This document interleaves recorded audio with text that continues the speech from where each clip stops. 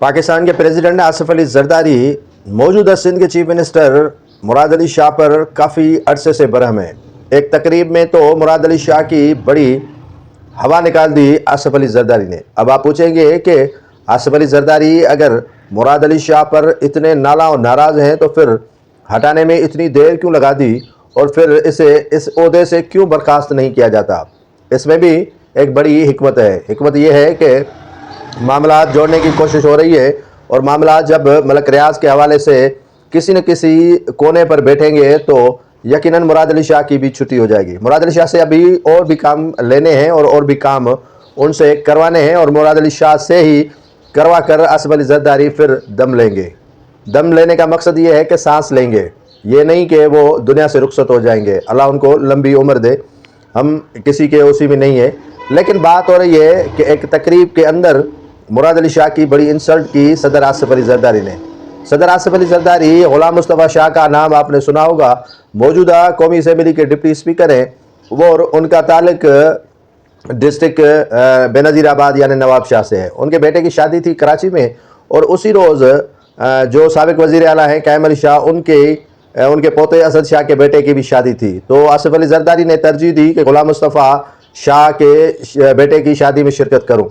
तो वो वहाँ चले गए और वहीं पर उनसे मिले साबिक सूबाई वज़ीर मीर नादर खान मक्सी। मीर नादर खान मक्सी जैसे ही मिले तो उनसे अच्छे तरीके से मिले और मुराद अली शाह से मामूली उन्होंने हाथ मिला लिया।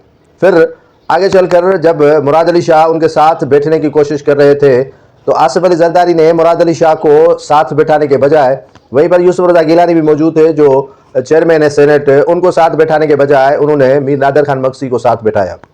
ये तासर यूसुफ रज़ा गिलानी को भी दिया और साथ साथ में मुराद अली शाह को भी तासर दिया कि आप लोगों से ज़्यादा मुझे मीर नादर खान मक्सी अजीज़ और प्यारे हैं। हालांकि मीर नादर खान मक्सी को 2008 के बाद कोई वजारत नहीं दी जा रही है और वजारत उसे देंगे भी नहीं। और वजारत उनको पता है मीर नादर खान मक्सी को कि आसिफ अली जरदारी उनको लॉलीपॉप तो दे रहे हैं, उनको झप्पियाँ तो दे रहे हैं, उन्हें प्यार तो दे रहे हैं, उन्हें मोहब्बत तो जतवा रहे हैं, लेकिन वो उन्हें वजारत नहीं देंगे। जब वजारत की बात आती है तो फिर चंडे सरदार भी बीच में आने की आसिफ अली जरदारी के बकौल के आ जाते हैं कि उन्हें भी अकोमोडेट करना मजबूरी है हमारी। तो खैर वहाँ पर काफ़ी लोगों से आसिफ अली जरदारी ने मुस्तफ़ा शाह के बेटे की शादी में गुफ्तगू शुनीद की, काफ़ी लोगों से उन्होंने बातचीत की, लेकिन मुराद अली शाह मुंह लटकाए बैठे रहे। एक भी अल्फाज आसिफ अली जरदारी के मुंह से नहीं निकला कि शाह साहब कैसे हो, मुराद अली शाह काम कैसे चल रहा है।